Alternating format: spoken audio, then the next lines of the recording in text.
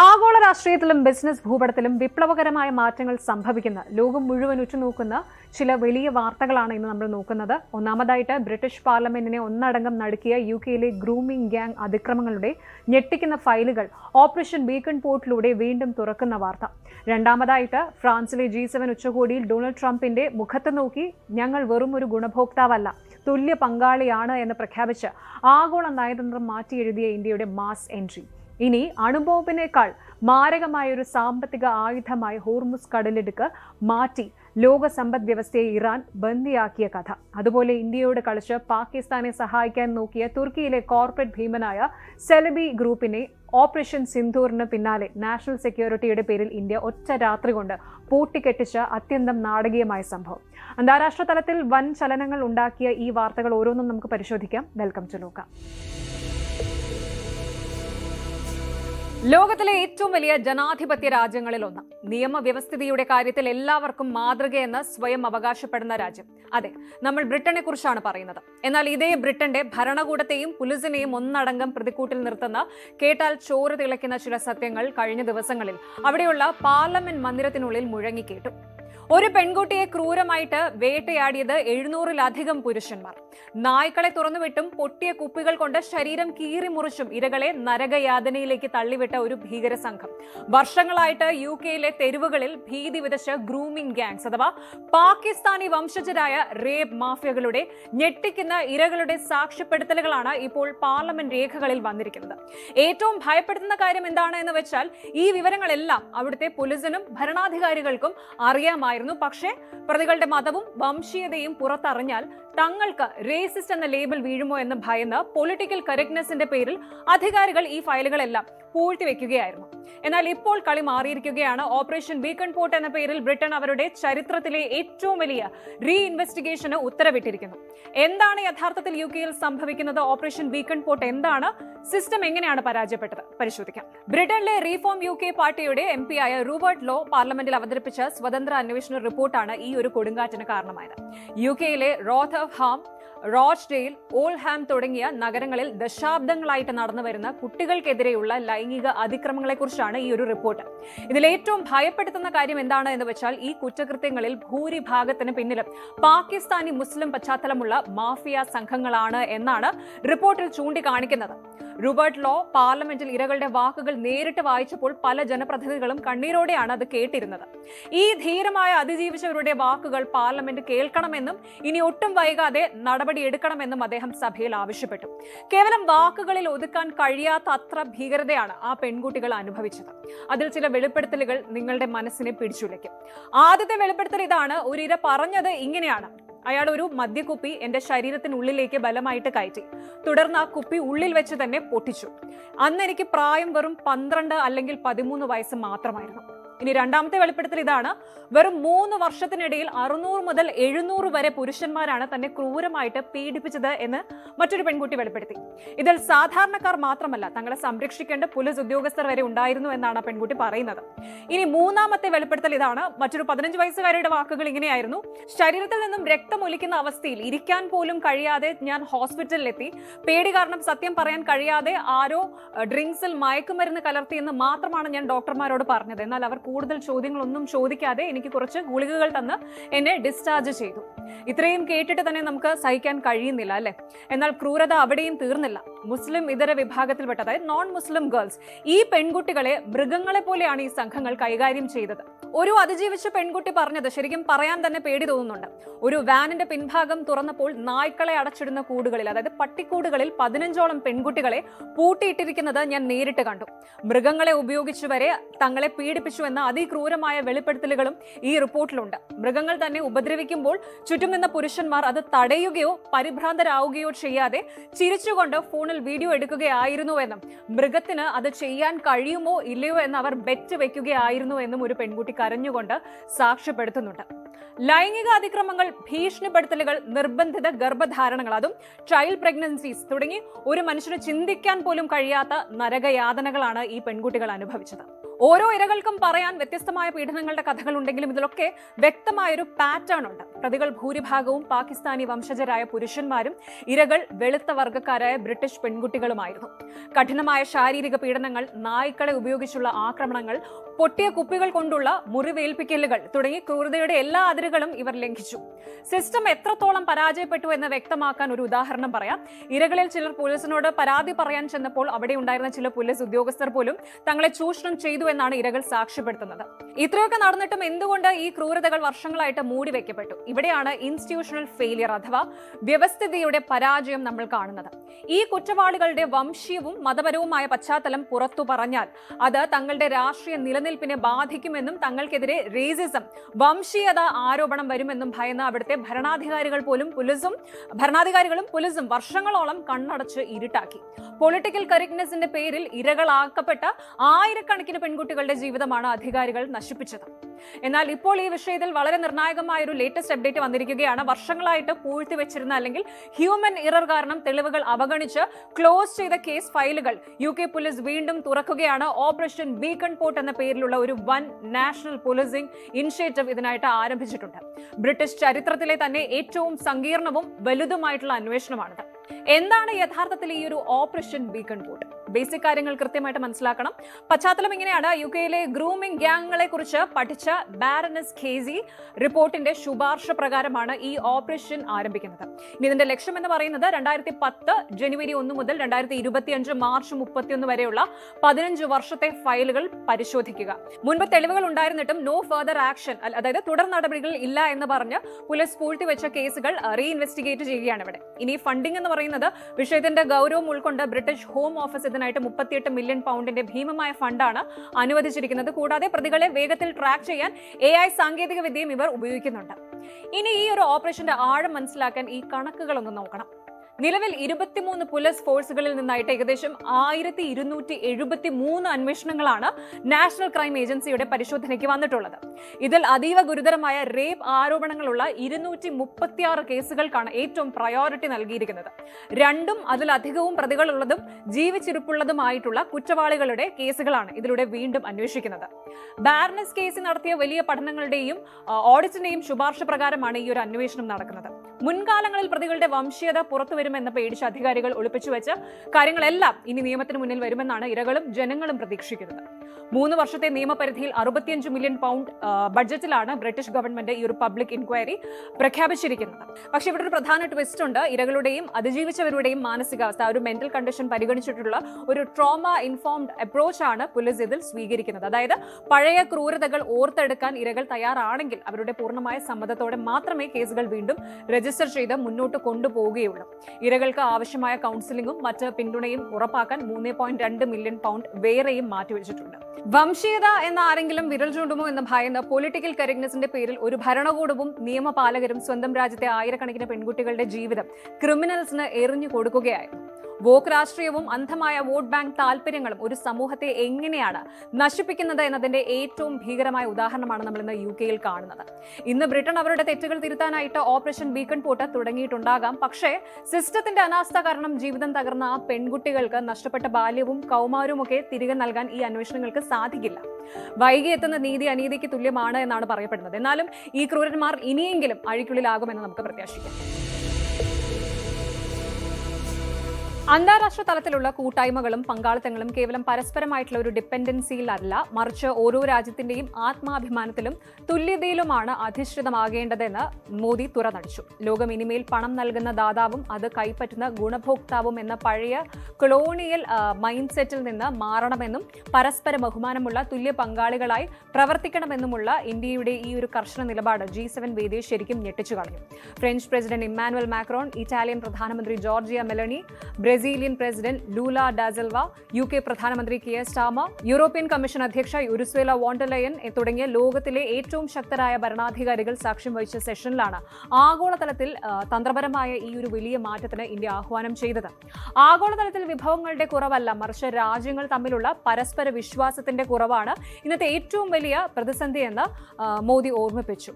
വികസിത രാജ്യങ്ങൾ നിർമ്മിച്ചു നൽകുന്ന സഹായങ്ങൾ സ്വീകരിക്കുന്ന നിഷ്ക്രിയ അവസ്ഥയിൽ നിന്ന് മാറി സ്വയം പര്യാപ്തത കൈവരിക്കാൻ മറ്റ് രാജ്യങ്ങൾ രാജ്യങ്ങളെ പ്രാപ്തരാക്കുന്നതായിരിക്കണം യഥാർത്ഥ നയതന്ത്ര പങ്കാളിത്തമെന്ന ഇന്ത്യയുടെ കാഴ്ചപ്പാട് G7 വേദി ഏറെ ഗൗരവത്തോടെയാണ് കേട്ടിരുന്നത്.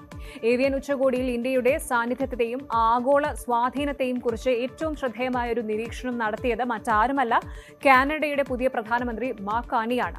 ഡബ്ലിനിലെ പ്രശസ്തമായ ട്രിനിറ്റി കോളേജിൽ വെച്ച് സംസാരിക്കവേ G7 കൂട്ടായ്മയ്ക്ക് ഇനി ലോകത്തെ മുഴുവനായി ഭരിക്കാനാവില്ല എന്ന് അദ്ദേഹം പരസ്യമായി സമ്മതിക്കുകയുണ്ടായി. ആഗോള സമ്പദ് വ്യവസ്ഥയിൽ ഉണ്ടാകുന്ന മാറ്റങ്ങളുടെയും പുതിയ ലോകക്രമത്തിന്റെയും പ്രതിഫലനമാണ് G7 ഉച്ചകോടിയിലെ ഇന്ത്യയുടെ തുടർച്ചയായ പങ്കാളിത്തമെന്ന് കനേഡിയൻ പ്രധാനമന്ത്രി ചൂണ്ടിക്കാണിച്ചു. ലോകം ഇന്ന് നേരിടുന്ന സങ്കീർണമായ വെല്ലുവിളികൾ വികസിത രാജ്യങ്ങളുടെ ഒരു ചെറിയ സംഘത്തിന് മാത്രമായിട്ട് ഇരുന്ന് പരിഹരിക്കാൻ കഴിയില്ല എന്ന യാഥാർത്ഥ്യം അന്താരാഷ്ട്ര സമൂഹം തിരിച്ചറിയണം. രാജ്യാന്തര പ്രശ്നങ്ങളിൽ G7 കൂട്ടായ്മയ്ക്ക് പുറത്തുള്ള രാജ്യങ്ങൾക്ക് ഇന്ന് വലിയ സ്വാധീനം ചെലുത്താൻ കഴിയുമെന്ന് വ്യക്തമാക്കുന്നതാണ് ഈ ഒരു വർഷത്തെ ഉച്ചകോടി. ഇന്ത്യ, ബ്രസീൽ, കെനിയ, ഈജിപ്ത് തുടങ്ങിയ രാജ്യങ്ങളുടെ പങ്കാളിത്തം ആഗോള ചർച്ചകൾക്ക് കൂടുതൽ ജനാധിപത്യപരമായ സ്വഭാവം നൽകുന്നുണ്ട്. കേവലം പാശ്ചാത്യ രാജ്യങ്ങളുടെ താൽപര്യങ്ങൾക്കപ്പുറം വലിയൊരു ആഗോള കാഴ്ചപ്പാടിലേക്ക് കാര്യങ്ങളെ എത്തിക്കാൻ ഇന്ത്യയെ പോലെയുള്ള വളർന്നു വരുന്ന ശക്തികൾക്ക് സാധിക്കുന്നുണ്ട് എന്ന് മാർക്ക് കാർണിയുടെ വാക്കുകൾ അടിവരയിടുന്നു. ഉച്ചകോടിയുടെ വേദിയിൽ ഡൊണാൾഡ് ട്രംപും നരേന്ദ്രമോദിയും തമ്മിൽ ഏകദേശം 16 മാസങ്ങൾക്ക് ശേഷം നടന്ന ഈ ഒരു കൂടിക്കാഴ്ച ആഗോള മാധ്യമങ്ങളുടെ പ്രധാന ശ്രദ്ധാ കേന്ദ്രമായിരുന്നു. ട്രംപിന് തൊട്ടരികിലിരുന്നാണ് മോദി തന്റെ ചരിത്രപ്രധാനമായ പ്രസംഗം നടത്തിയത്. കഴിഞ്ഞ കുറച്ചു കാലമായിട്ട് അമേരിക്കയും ഇന്ത്യയും തമ്മിൽ ഉഭയകക്ഷി ബന്ധങ്ങളിൽ ചില അസ്വാരസ്യങ്ങൾ നിലനിന്നിരുന്ന പശ്ചാത്തലത്തിലാണ് ഈ ഒരു കൂടിക്കാഴ്ച നടന്നത്.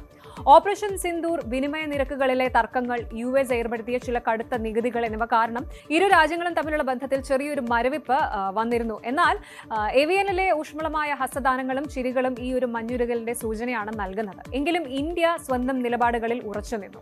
ഹോർമസ് കടലിടുക്കിലെ സംഘർഷങ്ങളിൽ അമേരിക്കൻ നാവികസേന നടത്തിയ നീക്കങ്ങൾക്കിടയിൽ 3 ഇന്ത്യൻ നാവികർക്ക് ജീവൻ നഷ്ടപ്പെട്ട സംഭവത്തിൽ മോദി തന്റെ പ്രസംഗത്തിൽ കടുത്ത ആശങ്ക രേഖപ്പെടുത്തി.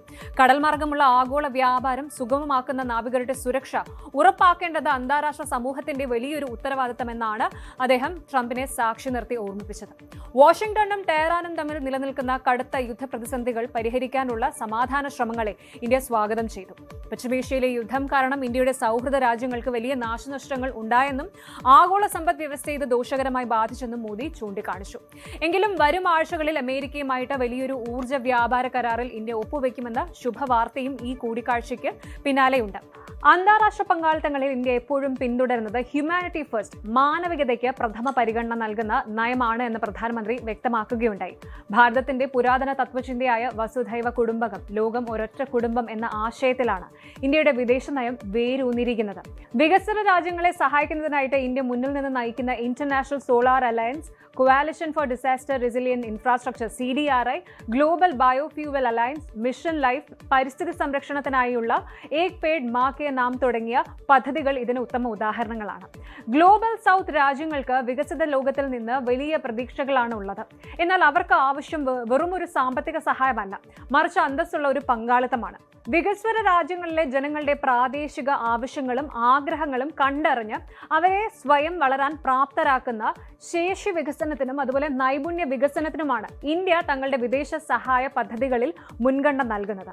മറ്റുള്ളവർക്കായി നാം എന്ത് നിർമ്മിച്ചു നൽകി എന്നതിലല്ല, മറിച്ച് അവർക്ക് സ്വന്തമായിട്ട് എന്ത് നിർമ്മിക്കാൻ നാം പ്രാപ്തി നൽകി എന്നതിലാണ് ഒരു പങ്കാളിത്തത്തിന്റെ യഥാർത്ഥ വിജയം ഇരിക്കുന്നത്. ചുരുക്കത്തിൽ ഫ്രാൻസിലെ ഏവിയൻ ഉച്ചകോടിയിൽ ലോകത്തിന് നൽകുന്ന സന്ദേശം വളരെ വ്യക്തമാണ്. പടിഞ്ഞാറൻ രാജ്യങ്ങളുടെ മാത്രം താല്പര്യങ്ങൾക്കനുസരിച്ച് ലോകരാജ്യങ്ങൾ നിയന്ത്രിച്ചിരുന്ന ഒരു പഴയ കറുത്ത കാലഘട്ടം അവസാനിക്കുകയാണ്. ഏഷ്യയിൽ നിന്നും ആഫ്രിക്കയിൽ നിന്നും ലാറ്റിൻ അമേരിക്കയിൽ നിന്നും ഒക്കെ ഉയർന്നു വരുന്ന പുതിയ സാമ്പത്തിക ശക്തികളെ മാറ്റി നിർത്തിക്കൊണ്ട് ആഗോള പ്രതിസന്ധികൾക്ക് പരിഹാരം കാണാൻ G7 രാജ്യങ്ങൾക്ക് ഇനി കഴിയില്ല. ഇന്ത്യ ഈ വേദിയിൽ ഉയർത്തിയ ശബ്ദം ലോകത്തിലെ ഭൂരിപക്ഷം വരുന്ന വികസ്വര രാജ്യങ്ങളുടെയും വക്താവായിട്ടാണ്. പരസ്പരം വെറും വശങ്ങളിലായിട്ട് നടന്നു പോകാതെ കൈകോർത്ത് പിടിച്ച് ഒരേ ദിശയിലേക്ക് ഒരുമിച്ച് നടക്കാൻ വികസിത രാജ്യങ്ങൾ തയ്യാറാകണമെന്ന് പ്രധാനമന്ത്രി നരേന്ദ്രമോദിയുടെ ആഹ്വാനം നയതന്ത്ര രംഗത്തെ പുതിയൊരു പാഠപുസ്തകമാണ്. അന്താരാഷ്ട്ര ബന്ധങ്ങൾ ഏതെങ്കിലും ഒരു രാജ്യത്തിന്റെ അധിനിവേശത്തിനോ അല്ലെങ്കിൽ മറ്റൊരു രാജ്യത്തിന്റെ അടിമത്തത്തിനോ കണക്കാക്കരുത്, മറിച്ച് അത് പരസ്പര ബഹുമാനത്തിലും അന്തസ്സിലും അധിഷ്ഠിതമായിരിക്കണം. ഈ തത്വം അംഗീകരിക്കാൻ ലോകരാജ്യങ്ങൾ തയ്യാറായാൽ മാത്രമേ വരും തലമുറയ്ക്ക് കൂടുതൽ സുരക്ഷിതവും സമാധാനപരമായ ഒരു ആഗോള ഭാവിയൊരുക്കാൻ സാധിക്കുകയുള്ളൂ. ഏവിയൻ ഉച്ചകോടിയിൽ ഇന്ത്യ കുറിച്ച് ഈ പുതിയ നയതന്ത്ര രേഖ വരും വർഷങ്ങളിൽ ലോകരാഷ്ട്രീയത്തിന്റെ ഗതി മാറ്റുക തന്നെ ചെയ്യും. ലോകത്തെ മുഴുവൻ ഞെട്ടിച്ചുകൊണ്ട് ഒരു അമ്പരപ്പിക്കുന്ന ഇന്റലിജൻസ് റിപ്പോർട്ടാണ് ഇപ്പോൾ പുറത്തു വന്നിരിക്കുന്നത്. ഒരു അണുബോംബ് പ്രയോഗിച്ചാൽ ഉണ്ടാകുന്നതിനേക്കാൾ വലിയ തകർച്ച, അതെ, ഗ്ലോബൽ ഇക്കണോമിയെ അപ്പാടെ തകിടം മറിക്കാൻ പോകുന്ന ഒരു തന്ത്രപ്രധാന ആയുധം ഇറാൻ സ്വന്തമാക്കിയിരിക്കുന്നു എന്നാണ് US രഹസ്യാന്വേഷണ ഏജൻസികൾ വിലയിരുത്തുന്നത്. ആണവായുധങ്ങളെക്കാൾ മാരകമായ ആ ആയുധം മറ്റൊന്നുമല്ല, ലോകത്തിലെ ഏറ്റവും പ്രധാനപ്പെട്ട എണ്ണവാതക വിതരണ പാതയായ ഹോർമുസ് കടലിടുക്ക്. തങ്ങളുടെ ഇഷ്ടാനുസരണം ഏത് നിമിഷവും അടച്ചുപൂട്ടാനുള്ള ഇറാന്റെ അസാധാരണ ശേഷിയാണ്. പടിഞ്ഞാറൻ ഏഷ്യയിൽ 100-ലധികം ദിവസങ്ങളായിട്ട് നീണ്ടു നിൽക്കുന്ന കടുത്ത യുദ്ധത്തിനൊടുവിൽ ഒരു താൽക്കാലിക വെടിനിർത്തലിന് പിന്നാലെയാണ് ഈ പുതിയ റിപ്പോർട്ട് വരുന്നത്. അമേരിക്കയും ഇറാനും തമ്മിലുള്ള പരോക്ഷവും പ്രത്യക്ഷവുമായ ഈ കടുത്ത യുദ്ധം അവസാനിപ്പിക്കാൻ ഇരു രാജ്യങ്ങളും തമ്മിൽ സ്വിറ്റ്സർലാൻഡിലെ ജനീവയിൽ വെച്ച് വെള്ളിയാഴ്ച ഒരു ചരിത്ര സമാധാന കരാറിൽ ഒപ്പുവെക്കാൻ പോവുകയാണ്. ഈ കരാറിലൂടെ വെടിനിർത്തൽ 60 ദിവസത്തേക്ക് കൂടി നീട്ടാനും സമാധാന ചർച്ചകൾക്ക് അടിത്തറയിടാനുമാണ് ലക്ഷ്യമിടുന്നത്. പക്ഷെ അതിനിടയിലാണ് അമേരിക്കയുടെ ഏറ്റവും വലിയ ദുർബലതയായിട്ട് ഇറാൻ മാറിയിരിക്കുന്നു എന്ന ഈ ഒരു മുന്നറിയിപ്പ് വരുന്നത്. വാഷിംഗ്ടണുമായി വരാനിരിക്കുന്ന സമാധാന ഉടമ്പടികൾ എന്തു തന്നെ ആയാലും ആഗോള സമ്പദ് വ്യവസ്ഥയെയും അതുപോലെ ഊർജ്ജ വിപണിയെയും ഏത് നിമിഷവും ഒരു മുനമ്പിൽ നിർത്താൻ ഇറാന് സാധിക്കും. അതെങ്ങനെയെന്ന് നമുക്ക് വിശദമായിട്ടൊന്ന് പരിശോധിക്കാം. നമുക്കറിയാം, ഇറാന്റെ ആണവ പദ്ധതിയെ ചൊല്ലിയുള്ള ചർച്ചകൾ വഴിമുട്ടിയതിനെ തുടർന്ന് അമേരിക്കയും ഇസ്രായേലും സംയുക്തമായിട്ട് ഇറാനെതിരെ അതിശക്തമായ ആക്രമണങ്ങൾ അഴിച്ചുവിട്ടിരുന്നു. എന്നാൽ ഇതിന് പകരമായിട്ട് ഗൾഫ് മേഖലയിൽ ഉടനീളമുള്ള അമേരിക്കൻ സഖ്യകക്ഷികളുടെ പ്രധാന ഊർജ്ജ കേന്ദ്രങ്ങൾക്ക് നേരെയാണ് തെഹ്റാൻ മിസൈലുകൾ തൊടുത്തുവിട്ടത്. Qatar, Bahrain, United Arab Emirates, UAE, Saudi Arabia തുടങ്ങിയ രാജ്യങ്ങളിലെ എണ്ണവാതക പ്ലാന്റുകളെ ലക്ഷ്യമിട്ടായിരുന്നു ഇറാന്റെ ഈ പ്രത്യാക്രമണം. ഈ ആക്രമണങ്ങൾ ഗൾഫ് രാജ്യങ്ങളുടെ ഊർജ്ജ ഉൽപാദന ശേഷിയുടെ വലിയൊരു പങ്കിനെ താൽക്കാലികമായി നിശ്ചലമാക്കി കളഞ്ഞു. ഇതിൽ ഏറ്റവും മാരകമായത് ലോകത്തിലെ തന്നെ ഏറ്റവും വലിയ LNG ഉൽപാദന സമുച്ചയമായ ഖത്തറിലെ റാസ് ലഫാന് നേരെ ഉണ്ടായിട്ടുള്ള ഇറാനിയൻ ആക്രമണമായിരുന്നു. റാസ് ലഫാൻ പ്ലാന്റിന് കനത്ത നാശനഷ്ടം സംഭവിച്ചതോടെ ആഗോള ഊർജ്ജ വിപണിയിലേക്ക് ആവശ്യമായ വാതകത്തിന്റെ വിതരണം പൂർണ്ണമായും തടസ്സപ്പെടുകയും ലോകമെമ്പാടും ഇന്ധനവില കുതിച്ചുയരുകയും ചെയ്തു. ഇതിന് തൊട്ടു പിന്നാലെയാണ് ലോകത്തിലെ മൊത്തം എണ്ണവാതക വ്യാപാരത്തിന്റെ 1/5 കടന്നു പോകുന്ന തന്ത്രപ്രധാനമായ ഹോർമുസ് കടലിടുക്ക് ഇറാൻ പൂർണ്ണമായും ഉപരോധിച്ചത്. ഈ സമ്പൂർണ്ണ ഉപരോധം ലോകരാജ്യങ്ങളിലെ വ്യവസായ മേഖലകളെയും സാധാരണക്കാരുടെ ജീവിതത്തെയും ഒരേപോലെ ബാധിച്ച കടുത്ത ഊർജ്ജ പ്രതിസന്ധിക്ക് കാരണമായി മാറിയിരുന്നു. ഇപ്പോൾ വരാനിരിക്കുന്ന സമാധാന കരാറോടെ ഹോർമുസ് കടലിടുക്ക് വീണ്ടും തുറക്കാൻ സാധിക്കുമെന്ന വലിയ പ്രതീക്ഷയിലാണ് അമേരിക്കൻ പ്രസിഡന്റ് ഡൊണാൾഡ് ട്രംപ് ഉള്ളത്. ഫ്രാൻസിൽ നടക്കുന്ന G7 ഉച്ചകോടിയുടെ വേളയിൽ UAE പ്രസിഡന്റുമായിട്ട് നടത്തിയ കൂടിക്കാഴ്ചയിൽ ഈ കരാറിനെ ഒരു ചരിത്രരേഖ എന്നാണ് ട്രംപ് വിശേഷിപ്പിച്ചത്. സമാധാന ഉടമ്പടി പൂർണ്ണമാകുന്നതോടെ ഈ തന്ത്രപ്രധാനമായ ജലപാത എല്ലാത്തരം കപ്പൽ ഗതാഗതത്തിനുമായിട്ട് പൂർണ്ണമായും തുറന്നു നൽകുമെന്നും അടുത്ത 60 ദിവസത്തേക്ക് യാതൊരുവിധ നികുതിയോ ഫീസോ ഇല്ലാതെ കപ്പലുകൾക്ക് ഇതിലൂടെ കടന്നു പോകാമെന്നും ട്രംപ് പ്രഖ്യാപിച്ചിരുന്നു. ഈ ജലപാത സ്ഥിരമായി തുറക്കുമ്പോൾ അത് പൂർണ്ണമായും ടോൾ രഹിതമായിരിക്കുമെന്നാണ് ട്രംപ് അവകാശപ്പെടുന്നത്. എന്നാൽ കാര്യങ്ങൾ അത്ര ഈസിയല്ല. അമേരിക്കയും ഇറാനും തമ്മിൽ ഒപ്പുവെക്കാൻ പോകുന്ന ഈ ഒരു കരാറ് വെടിനിർത്തൽ നീട്ടുന്നതിനൊപ്പം ഇറാന്റെ ആണവ പദ്ധതിയെക്കുറിച്ചുള്ള ചർച്ചകൾ പുനരാരംഭിക്കാൻ വഴിയൊരുക്കുന്നുണ്ടെങ്കിലും ഹോർമുസ് കടലിടുക്ക് തുറക്കുന്നതുമായി ബന്ധപ്പെട്ട വ്യവസ്ഥകൾ തന്നെയാണ് ഇരു രാജ്യങ്ങളും തമ്മിലുള്ള ഏറ്റവും വലിയ തർക്ക വിഷയം. കടലിടുക്കിലൂടെ പോകുന്ന വിദേശ കപ്പലുകളിൽ നിന്ന് ടോൾ ഈടാക്കണമെന്ന വാദം ഇറാന്റെ ചില ഭരണകർത്താക്കൾ ശക്തമായി ഉന്നയിക്കുന്നുണ്ട്. ഇത്രയും കാലം ഇറാൻ ജനതയുടെ ആതിഥേയ മര്യാദ കൊണ്ടാണ് കപ്പലുകൾ സൗജന്യമായി കടത്തിവിട്ടതെന്നും ഇനി അത് അനുവദിക്കാൻ കഴിയില്ല എന്നുമാണ് ഇറാന്റെ കടുത്ത നിലപാട്. ഈ സാമ്പത്തിക തർക്കങ്ങൾ നിലനിൽക്കുന്നതിനാൽ കരാറ് ഒപ്പിട്ടാലും കപ്പൽ ഗതാഗതം പഴയതുപോലെ സാധാരണ നിലയിലാകാൻ ആഴ്ചകളോ മാസങ്ങളോ എടുത്തേക്കുമെന്നാണ് ഷിപ്പിംഗ് വ്യവസായ രംഗത്തെ വിദഗ്ധർ ഭയപ്പെടുന്നത്. അമേരിക്കൻ രഹസ്യാന്വേഷണ ഏജൻസികളുടെ കടുത്ത ആശങ്കയ്ക്ക് പിന്നിൽ മറ്റൊരു പ്രധാന കാരണം കൂടിയുണ്ട്. കഴിഞ്ഞ മാസങ്ങളിൽ നടന്ന കടുത്ത യുദ്ധത്തിലും വ്യോമാക്രമണങ്ങളിലും ഇറാന്റെ സൈനിക ശേഷി പൂർണ്ണമായും തകർക്കാൻ അമേരിക്കയ്ക്ക് കഴിഞ്ഞിട്ടില്ല എന്നതാണ് യാഥാർത്ഥ്യം. ഇറാന്റെ പക്കൽ ഇപ്പോഴും വലിയ തോതിലുള്ള മിസൈൽ ശേഖരവും അതുപോലെ അത്യാധുനിക ഡ്രോണുകളും മിസൈൽ ലോഞ്ചറുകളും അവശേഷിക്കുന്നുണ്ട്. ഇതിനെല്ലാം പുറമെ വാണിജ്യ കപ്പലുകളെ ആക്രമിക്കാനും കടലിടുക്കിൽ മൈനുകൾ മൈൻസ് നിക്ഷേപിക്കാനും ശേഷിയുള്ള 100 കണക്കിന് വേഗമേറിയ ചെറിയ അറ്റാക്ക് ബോട്ടുകളും ഇറാന്റെ നാവികസേനയ്ക്കുണ്ട്. തങ്ങളുടെ സൈനിക വ്യാവസായിക അടിത്തറ വളരെ വേഗത്തിൽ പുനർനിർമ്മിക്കാൻ ഇറാന് സാധിക്കുന്നുണ്ട് എന്നാണ് അമേരിക്കൻ ഇന്റലിജൻസ് കണ്ടെത്തുന്നത്. വിമാനങ്ങൾക്കും മിസൈലുകൾക്കുമുള്ള ഡ്രോണുകളുടെ ഉൽപാദനം ഇറാൻ ഇതിനകം തന്നെ പുനരാരംഭിച്ചു കഴിഞ്ഞു. കഴിഞ്ഞ യുദ്ധത്തിൽ തങ്ങളുടെ സൈനിക ശേഷി വലിയ തോതിൽ തന്നെ ലോകത്തിന്റെ സാമ്പത്തിക നാഡീ വ്യൂഹത്തെ നിശ്ചലമാക്കാൻ കഴിഞ്ഞു എന്നുള്ള വലിയ ആത്മവിശ്വാസം ഇറാന്റെ പക്കലുണ്ട്. അതുകൊണ്ട് തന്നെ ഭാവിയിൽ ഉണ്ടാകുന്ന ഏത് തർക്കങ്ങളിലും ഹോർമുസ് കടലിടുക്ക് വീണ്ടും അടച്ചുപൂട്ടാൻ ഇറാൻ മടിക്കില്ല എന്നാണ് വിലയിരുത്തപ്പെടുന്നത്. കടലിടുക്ക് തുറന്നു നൽകുകയും അതുപോലെ കരാറിലെ മറ്റ് വ്യവസ്ഥകൾ പാലിക്കുകയും ചെയ്താൽ മാത്രമേ ഇറാനുമേലുള്ള സാമ്പത്തിക ഉപരോധങ്ങളിൽ ഇളവ് വരുത്തുകയുള്ളൂ എന്ന കർശന നിലപാടിലാണ് അമേരിക്കൻ ഭരണകൂടം. ഇനി ചില വസ്തുതകൾ നോക്കാം. ഒന്നാമതായിട്ട്, ഇറാൻ ഒരിക്കലും ആണവായുധം നിർമ്മിക്കാൻ പാടില്ല. ഇനി രണ്ടാമത് ഹോർമുസ് കടലിടുക്ക് പൂർണ്ണമായും തുറന്നു നൽകണം. മൂന്നാമത്തേതെന്ന് പറയുന്നത് ഇറാൻ അന്താരാഷ്ട്ര നിയമങ്ങൾ അനുസരിച്ച് പെരുമാറിയാൽ മാത്രമേ അവർക്ക് വാഗ്ദാനം ചെയ്തിട്ടുള്ള സാമ്പത്തിക ആനുകൂല്യങ്ങൾ നൽകുകയുള്ളൂ. ഈ നിബന്ധനകൾ ലംഘിക്കപ്പെട്ടാൽ ഇറാന് ഒന്നും ലഭിക്കില്ലെന്ന് അദ്ദേഹം കർശന മുന്നറിയിപ്പ് നൽകിയിട്ടുണ്ട്. ഈ കരാറിന്റെ പൂർണ്ണ രൂപം വരും ദിവസങ്ങളിൽ US കോൺഗ്രസിന് മുന്നിൽ സമർപ്പിക്കും. അതേസമയം ഇറാന്റെ ഭാഗത്തു നിന്നുള്ള മറ്റൊരു അപകടകരമായ സാമ്പത്തിക നീക്കത്തെക്കുറിച്ചും അമേരിക്കൻ ഉദ്യോഗസ്ഥർ കടുത്ത ജാഗ്രത പുലർത്തുന്നുണ്ട്. യമനിലെ ഹൂതി വിമതരെ ഉപയോഗിച്ച് ചെങ്കടലിനെയും ഇന്ത്യൻ മഹാസമുദ്രത്തെയും ബന്ധിപ്പിക്കുന്ന ബാബൽ മന്ദബ് കടലിടുക്ക് കൂടി ഒരേ സമയം അടച്ചുപൂട്ടാൻ ഇറാന് സാധിക്കും. ഹോർമുസും ബാബൽ മന്ദബും ഒരേ സമയം അടയ്ക്കപ്പെടുകയാണെങ്കിൽ അത് ആഗോള വ്യാപാര ചരിത്രത്തിലെ ഏറ്റവും വലിയ ദുരന്തമായിരിക്കും. നിലവിൽ നടക്കുന്ന നയതന്ത്ര ചർച്ചകളെ ബാധിക്കാതിരിക്കാൻ ഇറാൻ ഈ കടുത്ത നീക്കത്തിൽ നിന്ന് താൽക്കാലികമായി പിന്മാറിയിരിക്കുകയാണെങ്കിലും ഈ തന്ത്രപ്രധാനമായ ജലപാതകളുടെ നിയന്ത്രണം ഇറാന്റെ കൈകളിൽ എത്തുന്നതോടെ ഏത് സമാധാന കരാറിന് ശേഷവും അവർക്ക് ആഗോള വിപണിയുടെ മേൽ വലിയ സ്വാധീനം നിലനിർത്താൻ സാധിക്കും. ചുരുക്കത്തിൽ 100-ലധികം ദിവസത്തെ കടുത്ത യുദ്ധത്തിന് ശേഷം ജനീവയിൽ വെച്ച് ഒപ്പുവയ്ക്കാൻ പോകുന്ന സമാധാന കരാറ് പശ്ചിമേഷ്യയിൽ താൽക്കാലികമായി ശാന്തത കൊണ്ടുവരുമെങ്കിലും ദീർഘകാല അടിസ്ഥാനത്തിലുള്ള സമാധാനം ഇപ്പോഴും വലിയൊരു ചോദ്യചിഹ്നമാണ്. ആണവായുധങ്ങളെക്കാൾ മാരകമായ സാമ്പത്തിക ആയുധവുമായിട്ട് ഹോർമുസ് കടലിടുക്കിനെ മാറ്റാൻ ഇറാന് കഴിഞ്ഞിരിക്കുന്നുവെന്ന യാഥാർത്ഥ്യം അമേരിക്കയും അവരുടെ സഖ്യകക്ഷികളെയും എപ്പോഴും ഭയപ്പെടുത്തുമെന്നതിൽ സംശയമില്ല. വരും ദിവസങ്ങളിൽ ഇറാൻ തങ്ങളുടെ വാഗ്ദാനങ്ങൾ എത്രത്തോളം പാലിക്കുമെന്നതിനെ ആശ്രയിച്ചിരിക്കും ആഗോള ഊർജ്ജ വിപണിയുടെയും ലോക സമ്പദ് വ്യവസ്ഥയുടെയും സുരക്ഷിതമായ ഭാവി. കശ്മീരിലെ പഹൽഗാമിൽ 26 സാധാരണക്കാരുടെ പ്രത്യേകിച്ച് വിനോദസഞ്ചാരികളുടെ മരണത്തിന് ഇടയാക്കിയ ഭീകരാക്രമണത്തിന് മറുപടിയായിട്ടാണ് ഇന്ത്യൻ സൈന്യം പാകിസ്ഥാനിലെ ഭീകരവാദ ക്യാമ്പുകൾ ലക്ഷ്യമിട്ട് ഓപ്പറേഷൻ സിന്ദൂർ എന്ന പേരിൽ അതിശക്തമായ മിസൈൽ വ്യോമാക്രമണങ്ങൾ നടത്തിയത്. ഈ അതിശക്തമായ സൈനിക നടപടിയെ തുടർന്ന് ഇരു രാജ്യങ്ങളും തമ്മിൽ അതിർത്തിയിൽ കടുത്ത യുദ്ധസമാനമായ സാഹചര്യം ഉണ്ടാവുകയും വ്യോമ അതിർത്തികൾ വരെ അടച്ചിടേണ്ടി വരികയും ചെയ്തു. 4 ദിവസത്തോളം നീണ്ടുനിന്ന കടുത്ത മിസൈൽ ഡ്രോൺ യുദ്ധത്തിനൊടുവിൽ മെയ് 10-നാണ് ഒരു വെടിനിർത്തലുണ്ടായത്. എന്നാൽ ഈ കടുത്ത പ്രതിസന്ധി ഘട്ടത്തിൽ തുർക്കി പരസ്യമായി പാകിസ്ഥാനെ പിന്തുണയ്ക്കുകയാണ് ചെയ്തത്. ഇന്ത്യക്കെതിരെയുള്ള സൈനിക നീക്കങ്ങൾക്കായിട്ട് പാകിസ്ഥാന് അത്യാധുനികമായ 350-ലധികം ബെയ്റക്തർ TB2, ആസസ് ഗാർഡ് അതുപോലെ സോംഗാർഡ് ഡ്രോണുകൾ തുർക്കി വിതരണം ചെയ്തതായും ചില തുർക്കി സൈനിക ഉദ്യോഗസ്ഥർ പാകിസ്ഥാനെ സഹായിക്കാൻ നേരിട്ടെത്തിയതായിട്ടും ഇന്റലിജൻസ് റിപ്പോർട്ടുകൾ പുറത്തുവന്നു. യുദ്ധത്തിൽ 2 തുർക്കി ഓപ്പറേറ്റീവുകൾ കൊല്ലപ്പെട്ടതായിട്ടും വാർത്തകളുണ്ടായിരുന്നു. ഇത് ന്യൂഡൽഹിയും അങ്കാറയും തമ്മിലുള്ള നയതന്ത്ര ബന്ധത്തിൽ കനത്ത വിള്ളലുണ്ടാക്കി. ഭീകരവാദത്തിനെതിരെ വിട്ടുവീഴ്ചയില്ലാത്ത നിലപാട് സ്വീകരിക്കുന്ന ഇന്ത്യ തങ്ങളുടെ ദേശീയ സുരക്ഷയ്ക്ക് ഭീഷണിയാകുന്ന രാജ്യങ്ങളുമായിട്ട് ബന്ധമുള്ള ബിസിനസ് സ്ഥാപനങ്ങളെ കർശനമായിട്ട് നിരീക്ഷിക്കാൻ തുടങ്ങി. ഇതിന്റെ സ്വാഭാവികമായ തുടർച്ചയായിരുന്നു തന്ത്രപ്രധാനമായ ഇന്ത്യൻ വിമാനത്താവളങ്ങളിൽ ഗ്രൗണ്ട് ഹാൻഡ്ലിംഗ് കാർഗോ സേവനങ്ങൾ നൽകിയിരുന്ന സെലബയ്ക്കെതിരെയുള്ള കടുത്ത നടപടി. 2025 മെയ് 15-നാണ് ഇന്ത്യയിലെ bureau of civil aviation security BCAS സെലബെ ഏവിയേഷന്റെ സുരക്ഷാ അനുമതികൾ അടിയന്തരമായിട്ട് റദ്ദാക്കിക്കൊണ്ട് ഉത്തരവിറക്കിയത്. വിമാനത്താവളങ്ങളുടെ പ്രവർത്തനം തടസ്സമില്ലാതെ മുന്നോട്ട് കൊണ്ടുപോകുന്നതിനായിട്ട് ന്യൂഡൽഹി ഇന്റർനാഷണൽ എയർപോർട്ട് ലിമിറ്റഡ് അടക്കമുള്ള അതോറിറ്റികൾ സെലബയുമായിട്ടുള്ള കരാറുകൾ അപ്പോൾ തന്നെ റദ്ദാക്കുകയും മറ്റു തദ്ദേശീയ സേവനദാതാക്കൾക്ക് ഈ ചുമതലകൾ കൈമാറുകയും ചെയ്തു.